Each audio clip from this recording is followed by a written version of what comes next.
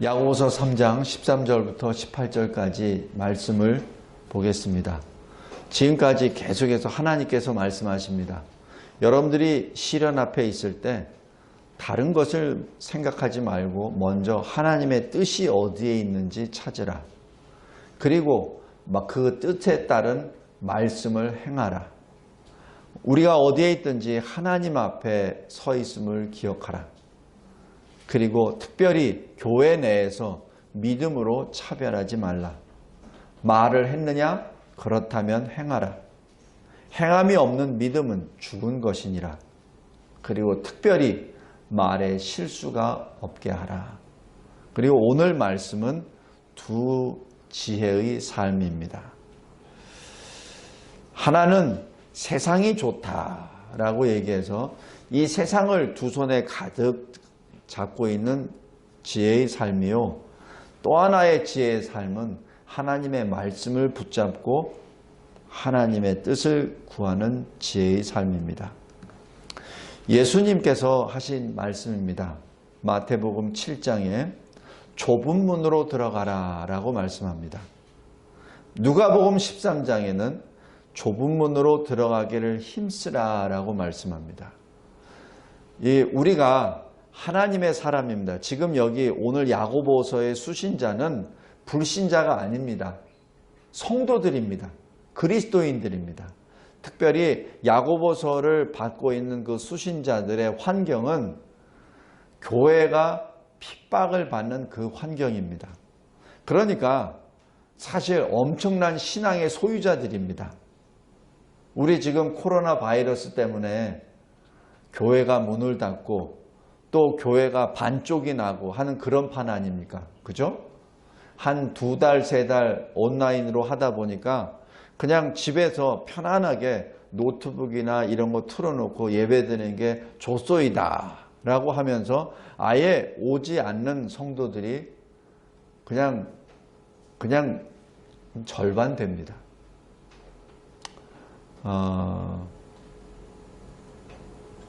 참으로 편한 길이죠. 언제든지 할 수 있으니까. 그리고 누워서 해도 누가 뭐라고 할 사람도 없고 그냥 편안하게 할 수 있으니까. 근데 주님이 말씀하십니다. 넓은 길은 들어가는 자가 많다. 그러나 그 길은 멸망으로 인도하는 문이요 길이다. 좁은 길로 들어가라. 그 좁은 길, 좁은 문은 생명으로 인도하는 문이요 길이다. 그래서 그 길은 협착하고 찾는 이도 적다라고 기록합니다. 그런데 누가복음 13장 24절에서는 이렇게 말씀합니다. 좁은 문으로 들어가기를 힘쓰라 라고 얘기하시는데, 근데 주님이 뭐라고 하시냐면은 들어가기를 구하여도 못하는 자가 많으리라. 근데 제가 이 말씀을 처음에 이게 쭉 묵상할 때는 누가 못 들어가도록 막는다라고 생각을 했었어요. 그러니까 들어가려고 막 하는데 못 들어간다는 얘기죠. 그런데 이번 코로나를 쭉 이 현상을 바라보니까 굳이 안 막아도 다 주저앉아 버립니다.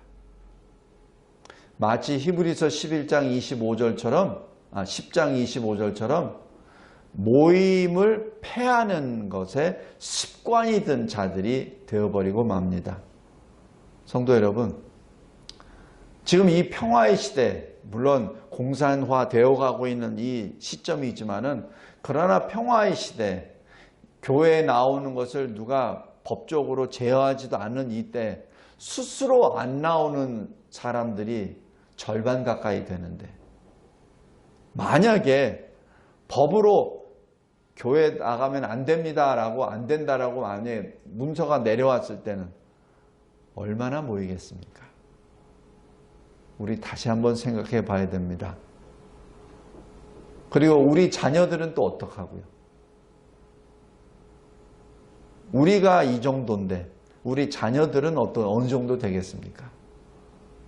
지금 그런 거 없어도 주일학교가 없어지고 SFC가 없어지고 대학생도 없어지는 판인데 어제 성경 공부하다 보니까 고등학교를 졸업하면 교회를 졸업한다는 말까지 있을 정도인데 지금 이때도 이런데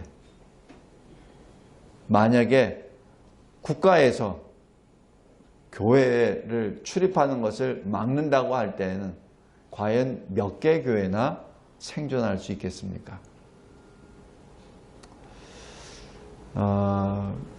사실 이 현상을 바라보면서 왜 하나님께서는 이러한 것을 우리에게 허용하셨나 하는 것을 좀 여러 번 하나님께 기도도 해보았습니다.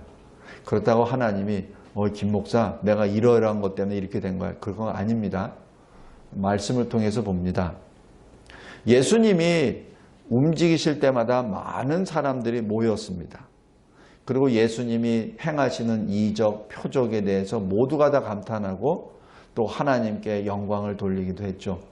또 예수님이 설교하시는 그 현장에서 이거는 이 시대에 어느 설교자, 어느 학자가 얘기하는 것과 다르다라고 얘기하며 경청하고 예수님이 가는 곳마다 많은 사람들이 모였습니다. 그런데 여기 특별히 이 사복음서 중에서 이 요한복음 6장에서는 아주 이상한 현상이 나타납니다. 복음서에는 전부 다 예수님이 가는 곳마다 많은 무리들이 나타났다고 얘기하는데 이 사도 요한이 성령의 감동함을 받고 기록한 이 요한복음에서만은 특별한 사건이 있습니다. 예수님이 어떤 설교를 하시냐면은 내 살이 참된 양식이요 내 피가 참된 음료로다. 나를 먹는 그 사람 살 것이다. 지금 그렇게 설교하고 계셨습니다. 사실 이해하기가 어렵죠. 물론 지금은 주님을 먹고 주님의 피를 마시는 것은 바로 예수를 믿으라는 그 말씀이라는 것을 우리가 잘 알죠. 그러나 당시 사람들은 분명 예수님의 어떤 놀라운 이적을 봄에도 불구하고 하나님의 아들 바로 이곳에 오신 성육신 하나님이시라는 것을 사실 믿지 못한 상태죠. 근데 그 상태에서 예수님이 이러한 설교를 하십니다. 그냥 갑자기 우연하게 설교하신 게 아니에요. 근데 이 설교가 끝나고 여기 요한복음 6장 66절에 이렇게 기록합니다. 그때부터 그의 제자 중에서 많은 사람이 떠나가고 다시 그와 함께 다니지 아니하더라. 사도 요한은 예수님이 가시는 곳마다 항상 있었습니다. 변화산에서도 제자 셋만 있었는데 베드로, 야고보, 요한 세 사람밖에 없었어요. 나머지 이 제자들은 사도들은 거기 올라가지도 못했습니다. 겟세마네에서 기도할 때도 마찬가지 가장 인접한 세 제자 바로 베드로, 야고보, 요한입니다. 바로 이 요한 사도는 예수님의 모든 행적을 다 보았었던 사람이요. 나중에 어디까지냐면은 십자가에 달려 죽으시는 마지막 그 순간까지 목격했었던 증인이기도 합니다. 지금 사도 요한이 이 요한복음을 기록할 때 90세가 넘었다고 보통 이렇게 성경학자들이 판단합니다. 가장 젊었었던 제자들, 사도들 중에 가장 젊었었던 사도 요한. 그래서 사도 요한은 별명이 이 벼락입니다. 우레입니다. 성질이 엄청나게 빠른 이 급한 사람이에요. 베드로보다 더 빠른 사람입니다. 거기다 나이까지 젊었는데. 그러나 나중에 이 사도 요한이 나이가 들어서 80세, 90세 되었을 때 요한 1서, 2서, 3서를 기록할 그때 바로 사도 요한의 별명은 벼락이 아니라 사랑의 사도가 되었죠. 그런데 그 사도 요한이 지금 이 요한복음을 기록하면서 아주 커다란 이 획기적인 예수의 이 공생의 행적 중에서 엄청난 그것을 지금 기록합니다. 예수님이 많은 제자들을 다 내보내십니다. 다 잘라버리십니다. 성도 여러분, 보통 우리가 제가 만약에 예수라고 하면은 그렇게 안 하겠어요. 그래도 내가 이 3년 짧은 기간 동안에 하나님 아버지의 그 뜻을 이루는데 좀 사람들이 많이 모여야지. 그죠? 그래야 좀 영향력도 있고 많은 사람들이 모여야 많은 사람들이 가서 예수를 또 증거할 수도 있고 그러면 그 효과가 훨씬 클 것 아닙니까? 폭발적인 현상이 나타날 거 아니에요. 예를 들어서 오병이어 사건에 남자만 5천 명이었습니다.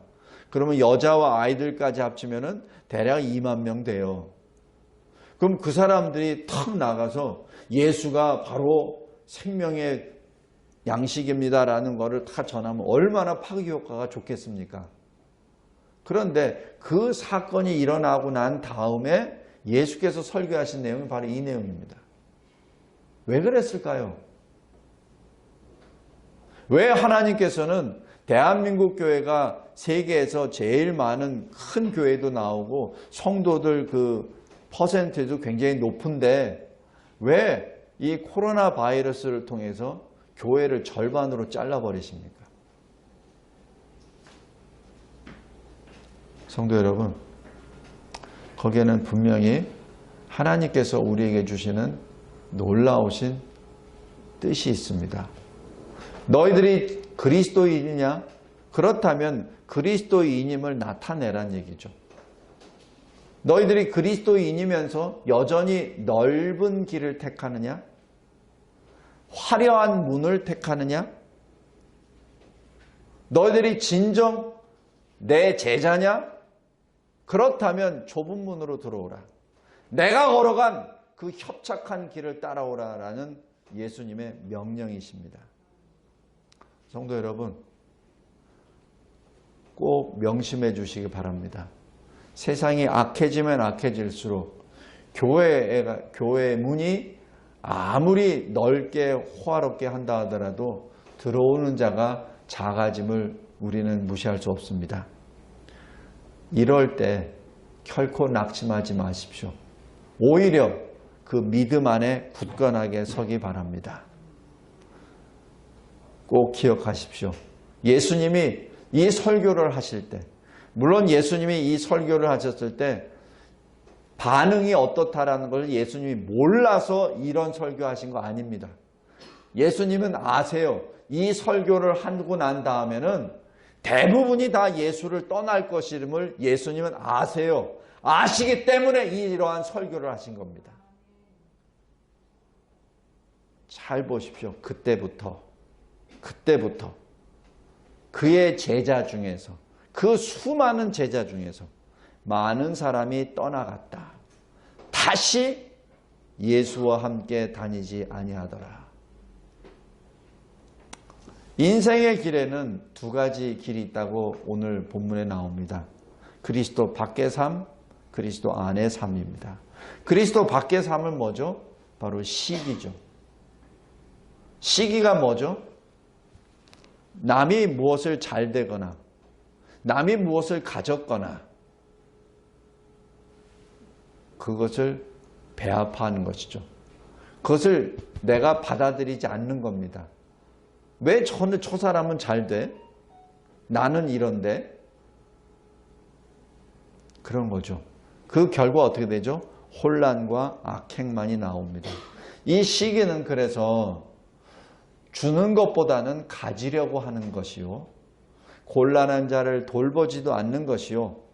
자기 욕구만을, 자기 욕망만을, 자기 욕심만을 얻으려는 탐심으로부터 나옵니다. 더 나아가서 자기 것도 아닌데 자기 것도 아닌 것을 또한 욕심을 내는 것이죠. 그래서 오늘 15절 16절에 뭐라고 하죠? 땅 위의 것이요, 정욕의 것이요, 귀신의 것이요. 그래서 이 시기와 다툼이 있는 곳에는 혼란과 모든 악한 일이 있습니다 라고 말씀합니다. 그리스도 안에 있는 삶은 뭐죠? 바로 지혜의 삶입니다. 겸손과 선행입니다. 오늘 13절에 이렇게 말씀합니다. 너희 중에 지혜와 총명이 있는 자가 누구냐? 라고 말씀합니다.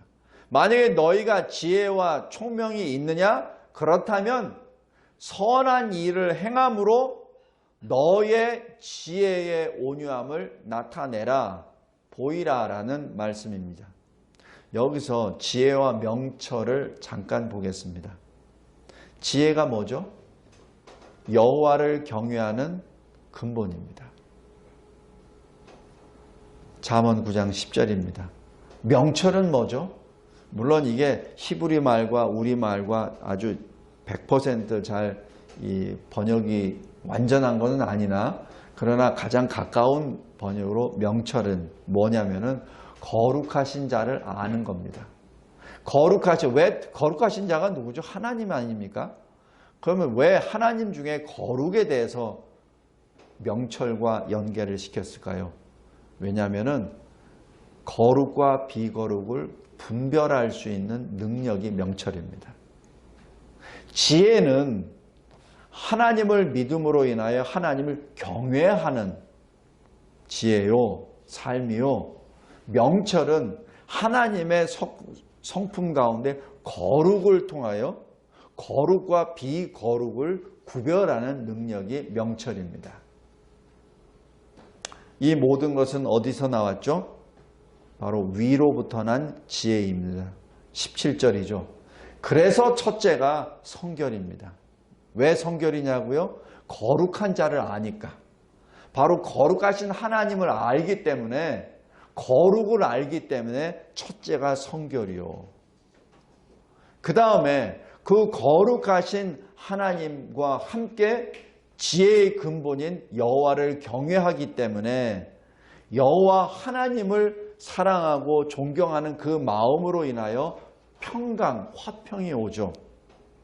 화평하는 자, 누가 화평하죠? 누가 평강하죠? 이기는 자입니다. 패자는 화평이 없어요. 패자는 비참함입니다. 노예입니다. 노예에게는 화평이 없습니다. 평강이 없어요. 승리자가 평강이 있습니다. 그래서 누가 관용을 베풀죠? 승리자가 관용을 베풉니다. 패자는 관용을 부탁하죠. 관용은 승자가 주는 것이죠. 그래서 셋째가 관용입니다. 또 관용하는 자는 늘 양순합니다. 악하게 뭘 안 합니다. 성도 여러분, 우리가 힘이 있을 때 화 별로 안 냅니다. 제가 전에 언뜻 비유를 했지만은 큰 개는 별로 안 짖어요. 왜냐하면 자기가 힘이 있기 때문에 뭐가 와도 별로 이렇게 공격적으로 안 합니다. 근데 조그만 강아지들은, 조그만 개는 조그만 누가 와도 막 짖어요. 왜냐하면 그게 무서워서 짖는 겁니다. 관용과 양수는 강한 자가 누리는 특권입니다. 그래서 긍휼이 거기서 나오고 선한 열매가 가득하고 편견도 없고 거짓이 없게 됩니다. 왜냐하면 평강 가운데 힘이 있고 그리고 모든 것을 능력이 있기 때문에 관용과 양순과 베푸는 능력이 있기 때문에 편견도 없습니다. 거짓도 없죠. 그것이 17절입니다. 야고보서 1장 21절에 아주 중요한 말씀을 합니다. 모든 더러운 것, 모든 악을 버리라. 근데 그 악이 어떤 악이냐면 넘치는 악입니다. 막 넘치는 악입니다. 왜? 죄인이니까. 우리가 옛사람으로부터 새 사람을 입었다고 합니다. 그리스도를 믿음으로. 그러나 여전히 우리는 성화 과정 중에 있는 죄인이기 때문에 악이 늘 우리에 넘쳐나요. 그래서 모든 더러운 것, 모든 우리에서 넘쳐나는 것을 버려라. 그리고 어떻게 버리라고 하냐면은 말씀에 심어진 말씀으로, 마음에 심어진 말씀으로. 이건 뭐죠? 우리가 그 말씀을 몰라서 안 지키는 게 아니란 얘기죠. 그 말씀이 이미 우리 마음에 심어졌다는 얘기입니다. 그런데 문제는 그 심어진 말씀을 우리가 모르는 척 하는 것이요. 그 심어진 말씀을 내가 순종하지 않으려고 하는 그러한 교만 때문에 그렇습니다.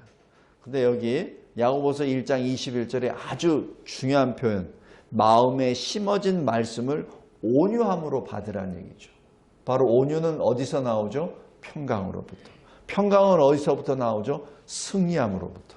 승리함은 어디서부터 나오죠? 믿음으로 인하여. 그래서 시기는 그리스도 밖의 삶이요 혼란과 악행을 낳고, 지혜는 그리스도 안의 삶으로 겸손과 선행을 낳습니다. 그렇다면 이 진리의 말씀을 통하여 우리는 무엇을 얻습니까? 바로 거듭남을 얻습니다. 거듭난다, 요한복음 3장에 나와 있는 거듭난다는 얘기는 두 가지의 의미가 있습니다. 다시 태어난다는 것. 그런데 이 헬라어 이 원어상의 이 다시 태어난다는 중요한 뜻은 위로부터의 태어남입니다. 그냥 우리 육신으로부터 태어나는 것이 아닙니다. 위로부터 태어남입니다. 다시 얘기해서 하나님의 성령으로 인하여 내가 다시 태어났다는 것이죠. 그런데 그걸 어떻게 태어나죠? 어떤 뭐에 의해서 특별한 어떤 감흥에 의해서 태어난다고요? 아닙니다. 여기 1장 18절에 이렇게 기록합니다. 진리의 말씀으로 우리를 낳으셨느니라. 우리가 거듭난다는 것은 말씀으로 거듭난다는 얘기입니다. 근데 그 말씀이 어떻게 나에게 역사하죠? 성령의 감동함으로.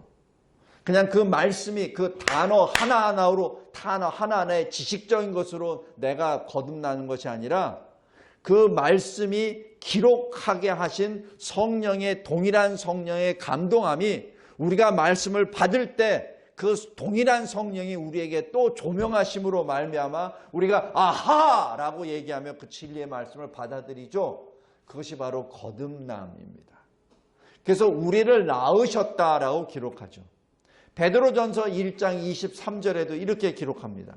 너희가 거듭난 것은 썩어질 씨로 된 것이 아니요 썩지 아니할 씨로 된 것이니 살아있고 항상 있는 하나님의 말씀으로 되어 있느니라. 우리가 거듭난다는 것은 바로 말씀으로 거듭난다는 겁니다. 근데 그 말씀이 우리를 거듭나게 하는 것은, 우리를 위로부터 다시 태어난다고 하는 것은 바로 그 말씀으로 인하여 우리가 성령의 조명함을 받기 때문에 우리가 다시 위로부터 태어난다는 것을 말합니다. 그래서 진리의 말씀이 거듭남으로 인도하십니다. 그러므로 우리는 우리 스스로 무엇을 할 수 있는 능력이 있는 것이 아니라는 것을 분명하게 말씀합니다. 그래서 요한복음 3장 3절에 기록합니다. 예수님께서 사람이 거듭나지 아니하면 하나님의 나라를 볼 수 없다라고 말씀합니다. 들어가는 것이 아니라 볼 수 없다. 아예 보지도 못한다는 얘기죠. 또 요한복음 3장 15절에 예수를 믿는 자마다 영생을 얻게 하려 하심이니라라고 말씀합니다. 그래서 우리가 진리의 말씀으로 거듭난 인생을 산다는 얘기는 하나님의 은혜의 선물을 받았다는 것이죠. 바로 은혜의 선물, 믿음을 받았다는 그 사실입니다. 자, 지혜의 삶이 어떤 삶이죠? 예수를 본받는 삶입니다. 예수가 어떤 분입니까? 섬김을 받으려 온 것이 아니라 오히려 섬기기 위하여, 어느 정도 섬기냐면 자기의 생명을 내려놓을 때까지 섬기는 자로 오셨습니다. 그래서 이 성경 전체가 말을 합니다. 예수를 바라보라. 히브리서 12장 2절. 하나님을 본받아라. 에베소서 5장 1절. 예수의 마음을 품으라. 빌립보서 2장 5절.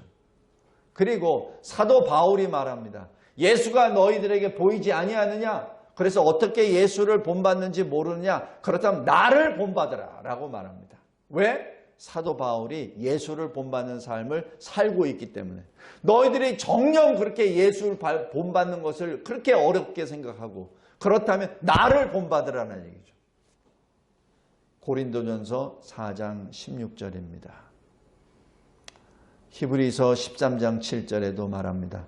바로 그러한 믿음의 선진들이 어떻게 믿음으로 살았는지, 어떻게 예수를 본받았는지 그들의 믿음을 본받으라라고 말씀합니다. 여기 굉장히 중요합니다. 그들의 삶을 본받으라는 게 아니라 그들의 믿음을 본받으라는 얘기죠. 왜? 그들의 삶이 믿음이기 때문에 그렇습니다. 삶과 믿음을 따로 생각하는 게 아니에요. 바로 그들의 삶이 믿음이요. 그 믿음이 삶이라는 얘기입니다. 그런데 현재 우리 성경을 연구하는 사람들이 그걸 자꾸 이 낱말 가지고 장난을 칩니다. 믿음은 믿음이요, 삶은 삶이요. 그러니까 이게 뭐냐, 이게 뭐냐. 또 이게 성경 말이 뭐 앞뒤가 안 맞네. 이렇게 표현을 합니다. 그거 아니에요. 성경 말씀은 성경에 나오는 단어 하나하나는 그 지식적인 단어로 알량한 이 인간의 두뇌로 분석을 하고 해석을 하면 안 되고 성령의 조명을 받았을 때 그 믿음이 삶이 되고 삶이 믿음이 됩니다. 지혜의 삶은 바로 그리스도인의 삶은 어떻죠? 하나님의 율법을 지키는 삶이죠. 그러나 그리스도인의 삶은 율법을 지키는 것 그 이상입니다. 왜 이상이냐고요? 바로 성령의 열매가 나타납니다. 갈라디아서 5장 22절 23절입니다. 로마서 12장 2절에 너희는 이 세대를 본받지 말라. 어떤 말이죠? 이 세대를 본받지 말고 그리스도를 본받으라는 얘기죠. 이 세대를 본받지 말고 그리스도는 뭐죠? 하나님의 형상이잖아요. 영광의 광채잖아요. 그래서 그리스도를 본받으려면 어떻게 됩니까? 오직 마음을 새롭게 하여 변화를 받아 하는 그 말씀입니다. 그래서 어떻게 됩니까? 새롭게 변화가 됐기 때문에 하나님의 온전하시고 기쁘시고 선하신 뜻이 무엇인지 알게 되는 것이죠. 그 전에는 모릅니다. 우리가 이 코로나 바이러스에 대해서 쭉 서로들 믿지 않는 사람들하고 쭉 얘기해 보십시오. 우리가 얘기하는 것과 전혀 다른 접근입니다. 우리가 생각하는 것을 전혀 이해를 못해요. 이 코로나 바이러스에 대해서 우리가 교회가 타락했기 때문에 이렇게 하나님이 징계받는 겁니다. 그렇게 얘기해 보십시오. 아마 코웃음 치고 어이구 돌았네 이렇게 할 겁니다. 이런 코로나 현상에 대해서 우리는 기도해야 됩니다. 그러면 야 기도가 밥 먹여주고 기도가 뭘 이 백신이냐? 라고 또 얘기하죠. 성도 여러분, 우리 그래서 이 말씀이 우리를 자꾸 하나님 쪽으로 이렇게 몰아가십니다. 위로부터 지혜를 받은 자는 바로 성령의 역사, 성령의 조명함, 성령의 감동함을 받은 자요. 그래서 매일매일 마음이 새롭게 되고 변화를 받습니다. 매일매일 하나님의 지혜가 그의 인생을 통하여 나타나죠. 그래서 하나님의 지혜를 받았으니 하나님의 뜻을 행하게 되는 것이죠. 그러니까 그 하나님의 뜻을 행하는 그 자체가 다른 사람에게는 향기가 됩니다. 왜 저렇게 살지? 왜 저 그리스도인은 저렇게 살지? 라고 얘기했을 때 그 삶 속에서 그리스도가 나타나기에 왜 많은 사람들이 교회 가면 마치 코로나 바이러스의 근원지처럼 생각하는 곳에 왜 모여서 예배를 드리지? 라고 했을 때 그래도 간다. 그래도 예배를 드린다. 그래도 하나님께 부르짖는다는 그 모습이 그 자체가 그리스도의 향기란 얘기죠. 하나님이 살아계셨다는 향기입니다. 그것이 바로 믿음의 군사입니다. 아까 말씀드렸듯이 온유와 평강에 대해서 왜 온유함으로 다투지 말고 왜 온유함으로 하라는 말씀하죠? 그것은 교회 내 어떤 성도가 뭘 잘못을 했습니까? 그렇다면 갈라디아서 6장 1절에 온유한 심정으로 그러한 자를 바로잡으라.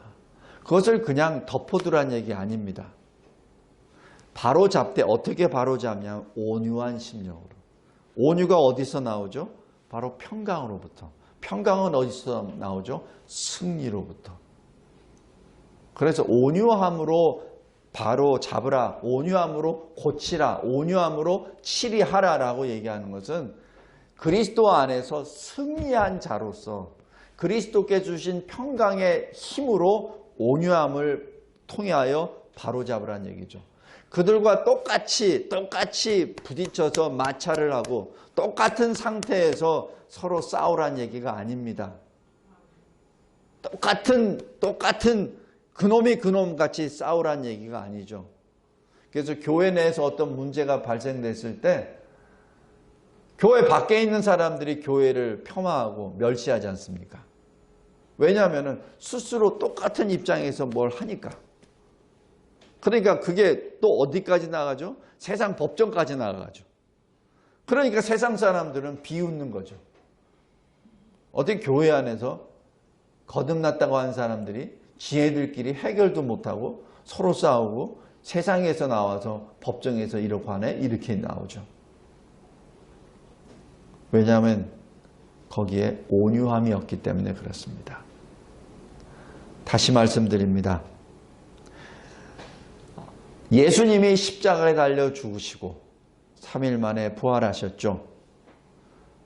그 주님의 날 첫 저녁 때에 제자들이 유대인들을 두려워하여 모인 곳에 문을 닫아 잠그고 그리고 거기에 있었습니다. 아마 두려워서 어떻게 해야 될지 방책을 수립할 수도 있었고 아마 모여서 아마 기도할 수도 있었겠죠. 그러나 그때 예수님이 어떻게 하셨죠? 갑자기 불현듯 그들 가운데 오십니다. 그것이 초자연적인 역사입니다. 오셔서 어떻게 하죠? 가장 먼저 너희에게 평강이 있을지어다. 왜? 내가 이겼노라. 내가 이겼노라. 내가 이겼노라. 그러니 너희들은 두려워하지 말라는 말씀입니다. 마태복음 5장 9절에서도 화평하게 하는 자가 복이 있나니 그들이 하나님의 아들이라 일컬음을 받을 것이요. 바로 하나님 나라를 소유한 자, 하나님 나라를 기업으로 받은 자라고 된다는 얘기죠. 왜? 화평하게 하는 자는 자기 스스로 화평한 능력이 있는 것이 아니라 화평을 받았기에 화평을 나누어주는 것이죠. 그래서 화평하게 하는 자는 오늘 18절에 화평으로 심어 의의 열매를 거둔다라고 기록합니다. 제가 다시 말씀드립니다. 힘이 있어야 이기죠. 이긴 자는 평강을 누립니다. 바로 예수님이 죽음을 이기시고 평강을 제자들에게 주셨듯이 그 평강을 입어야 온유함이 나옵니다. 그 온유함은 바로 다시 또 다른 엄청난 권능의 힘으로 승리를 또 주고 또 평강을 이룹니다. 다시 말씀드립니다.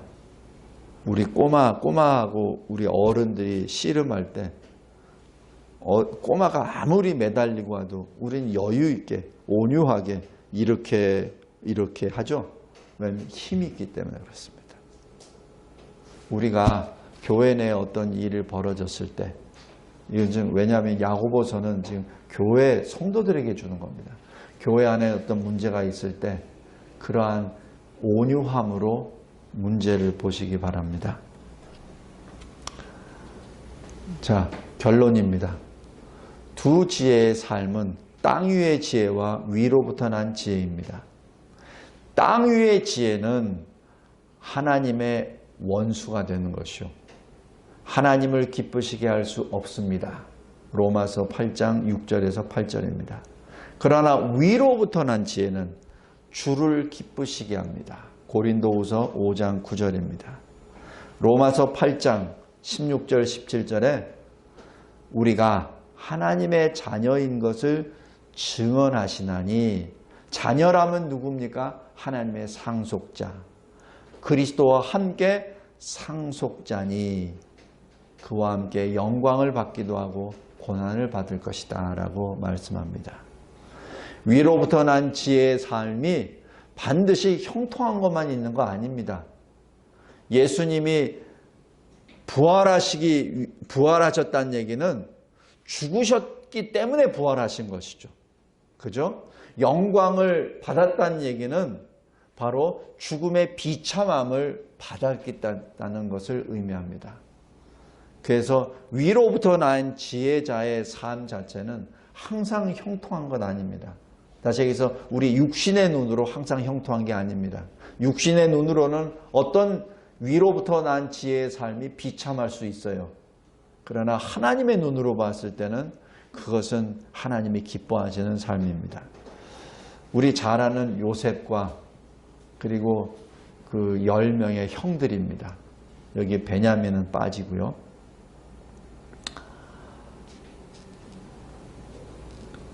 어린 요셉에게 아버지 이스라엘이 너무 귀여우니까 채색 옷을 입혀주십니다. 형들이 시기하죠. 설사 이 요셉이 입고 있는 채색 옷을 10조각으로 나누어서 형들한테 다 줘도 그건 조각밖에 안 남아요. 입을 수도 없어요. 그리고 지금 나이 차이가 10년 이상 차이 나기 때문에 요셉의 채색 옷을 바꿔서 자기가 입어도 입지도 못해. 맞지도 않아. 그런데 그것을 시기합니다.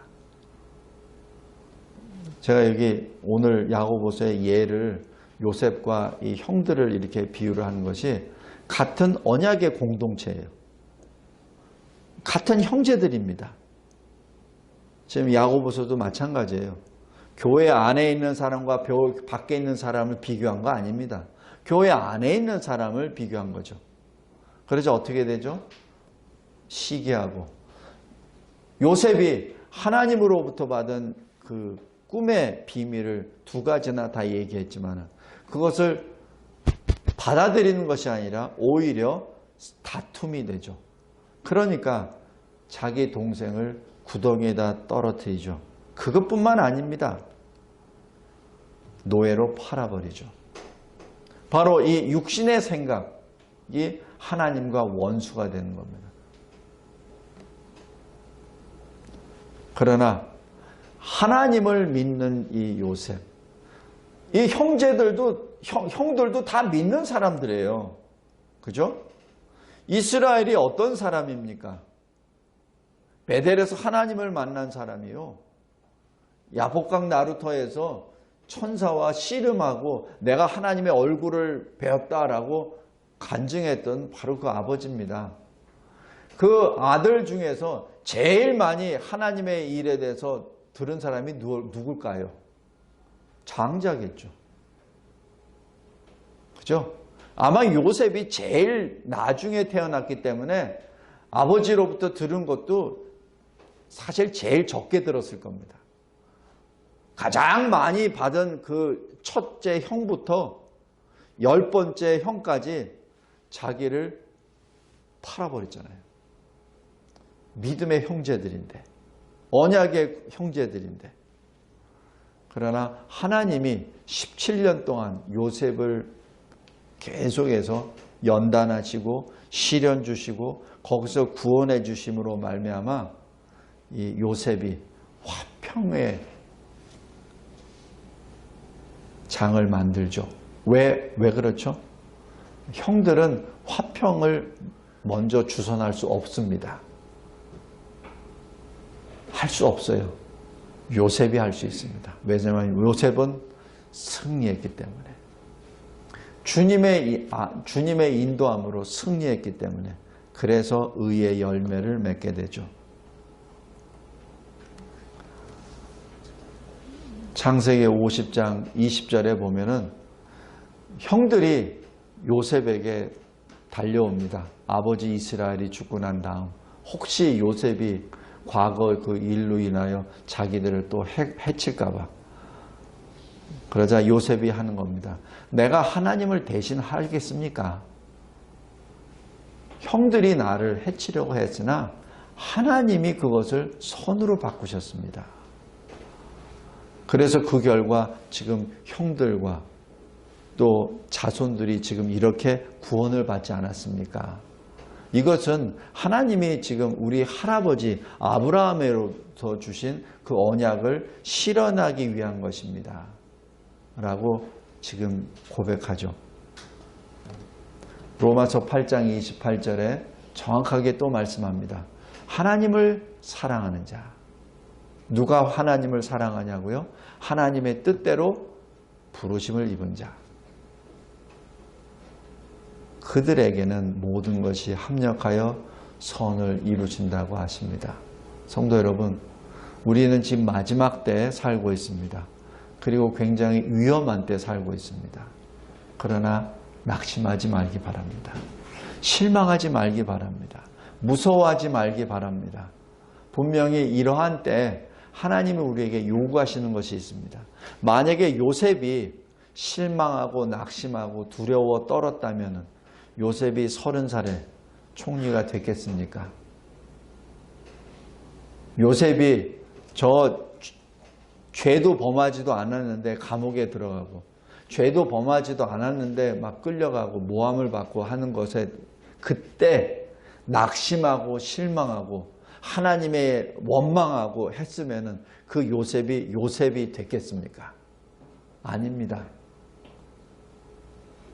우리 진리와 제자교회 우리 모든 성도 여러분, 어려운 일을 당할 때마다 내 개인적인 어려움이나 교회의 어려움이나 이 나라의 어려움에 있을 때마다 늘 하나님을 바라봅시다.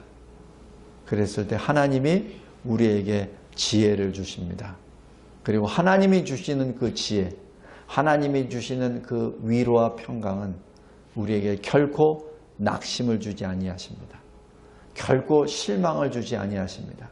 왜냐하면 아무리 악한 것도 하나님이 우리를 위해서 선으로 바꾸시기 때문에 그렇습니다.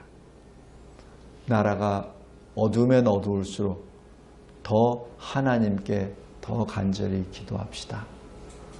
여러분의 인생이, 여러분의 삶이, 여러분의 어떤 기업이, 여러분의 어떤 직장이, 여러분의 어떤 신앙생활이, 가정이 어려워집니까? 어려워지면은 그만큼 하나님이 여러분에게 더 좋은 것을 합력하여 선을 이루신다는 것을 늘 믿음의 눈으로 받기 바랍니다. 이 말씀은 새로운 말씀이 아니라 우리 마음에 이미 심어진 말씀입니다. 기도하겠습니다. 하나님 아버지 감사하고 감사합니다. 하나님께서 저희들에게 주시는 이 지혜의 말씀이 늘 우리에게는 감동이요, 우리에게는 감사요, 우리에게는 위로요, 우리에게는 평강입니다. 하나님 홀로 영광 받아 주시옵소서. 예수 그리스도의 이름으로 기도드리옵나이다. 아멘.